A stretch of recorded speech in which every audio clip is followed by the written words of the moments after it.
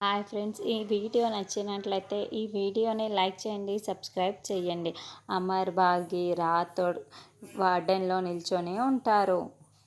రణవీర్ అక్కడికి వచ్చి అమర్ ముందు మొక్కకెళ్ళి నన్ను క్షమించండి సారు అని దండం పెడుతూ ఉంటాడు. ఆ రోజు నేను కాల్పులు జరిపినందుకు ఉండాల్సింది నన్ను క్షమించండి సారు అని దండం పెడుతూ వేడుకుంటూ ఉండడంతో ఇక అమర్ లేవండి లేవండి పర్వాలేదు అని అమర్ కూడా రణవీర్ పైన సానుభూతి చూపిస్తూ ఉంటాడు. అయితే ఆరు గార్డెన్లో ఇదంతా నిల్చొని చూస్తూ ఉంటుంది.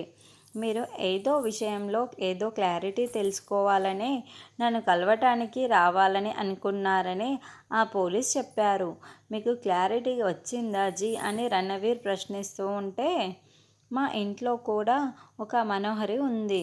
మీరు వెతుకుతున్న ఆ మనోహరి కోసమే అని క్లారిఫై చేసుకుందామని ఆ రోజు అక్కడికి వచ్చాము అని అమర్ చెబుతాడు.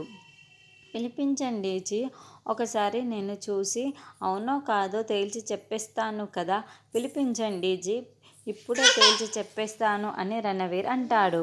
మిస్సమ్మ, వెళ్ళి మనోహరిని పిలువు అని అంటాడు. వెళ్ళి మనోహరిని పిలువు అని అలా అంటాడు. ఆరు అలా గార్డెన్లో నిల్చొని చెట్టు చాటున నిల్చొని చాలా చాలా చూస్తూ సంతోషిస్తూ, దేవుడా, ఇప్పుడు ఈ మనోహరిని రణవీర్ చూసేయాలి అనుకుంటూ ఉంటుంది.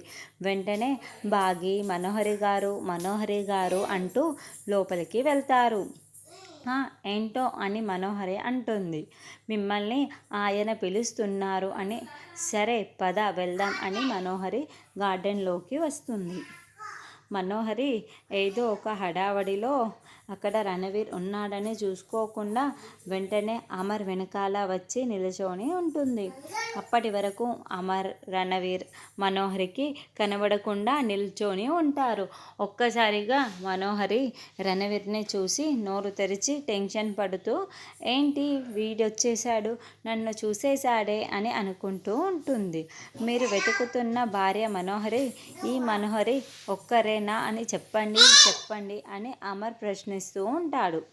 అప్పుడు రణవీర్, నేను వెతుకున్న నా భార్య ఈవిడే అని మనోహరిని చూపిస్తూ ఉండటంతో ఆరు చాలా సంతోషపడుతూ ఉంటే అమర్, బాగి, రాథోడ్ అందరూ కూడా షాకింగ్గా చూస్తూ ఉంటారు. మనోహరి తెగ టెన్షన్ పడిపోతూ వణికిపోతూ ఉంటుంది.